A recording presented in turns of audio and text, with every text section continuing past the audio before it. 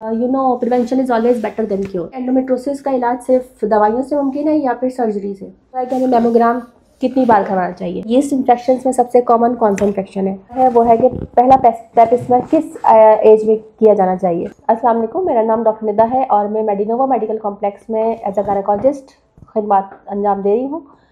आज हमें social media के थ्रू कुछ सवाल रिसीव हुए हैं जिनके लिए हमने भरपूर कोशिश करूँगी उनके जवाब देने की, और एक हमने ये क्वेश्चन आंसर सेशन रखा है।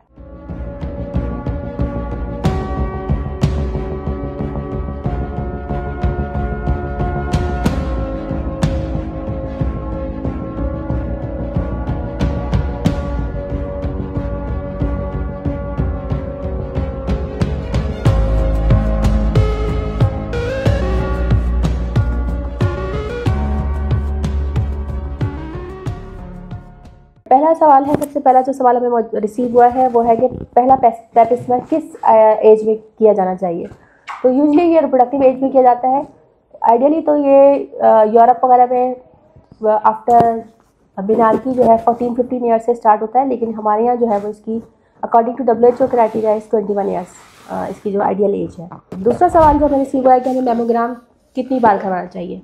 आइडियली इसका भी यही एज रिलेटिव है कि आफ्टर 40 ईयर्स हर 1 साल के बाद, या अगर कोई इसमें रिस्क फैक्टर्स हैं, लेकिन अगर कोई रिस्क फैक्टर्स नहीं है तो हमें रूटीन स्क्रीनिंग के लिए हर 4 से 5 साल के बाद इसको करवाना चाहिए, 40 ईयर्स के बाद। इसके अलावा एक सवाल पूछा गया है कि यीस्ट इन्फेक्शन में सबसे कॉमन कौन सा इन्फेक्शन है?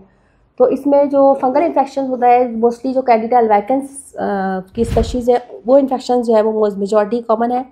और इसके अलावा जो दूसरे इन्फेक्शन हैं उसमें पुअर पेरिनियल हाइजीन है, इम्प्रॉपर यूज़ ऑफ डिओडोरेंट्स है, सोप्स है, बबल बाथ है, ये these are the risk factors तो के प्रोन टू इन्फेक्शन जो है करते हैं किसी भी लेडी को।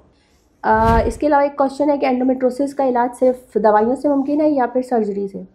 तो एंडोमेट्रोसिस की जो है वो एक्चुअली डिफरेंट स्टेजेस हैं, यानी कि इसमें आपने देखा होता है कि स्टेज 1 है, 2 है, यानी अकॉर्डिंग टू द सिवियरिटी जो है वो और अपॉन द पेशेंट सिम्टम्स इस पर हम जो है वो बेस करता है इसका। फर्स्ट और जो है वो हम कंजर्वेटिव भी लेके जाते हैं पेशेंट को, मेडिसिन से इलाज करते हैं, और डिपेंड करता है कि पेशेंट आपकी किस एज ग्रुप में है, अदर शी वांट्स चिल्ड्रन और she is already have children. तो इस सारी चीज़ों के ऊपर बेस करता है इसका जो इलाज है, क्योंकि बाज़ दफ़ा इसमें हमें कॉन्ट्रासेप्टिव जो है वो यूज़ करने होते हैं मेडिसिन के लिए, और अगर पेशेंट जो है वो कंसीव करना चाह रही है तो फिर उस सूरत में हमें लेप्रोस्कोपिक जो है वो surgery is the best for ideal ना for the endometriosis treatment. But in the end it depends on the size of the endometrioma, the location of the endometrioma, and all the patient symptoms. Like these are all the like whole risk factors which define the diagnosis and as well as the treatment. Prevention is always better than cure. Nice to meet you. इंशाल्लाह फिर हम अपने अगले session में आपसे फिर मुलाकात करेंगे।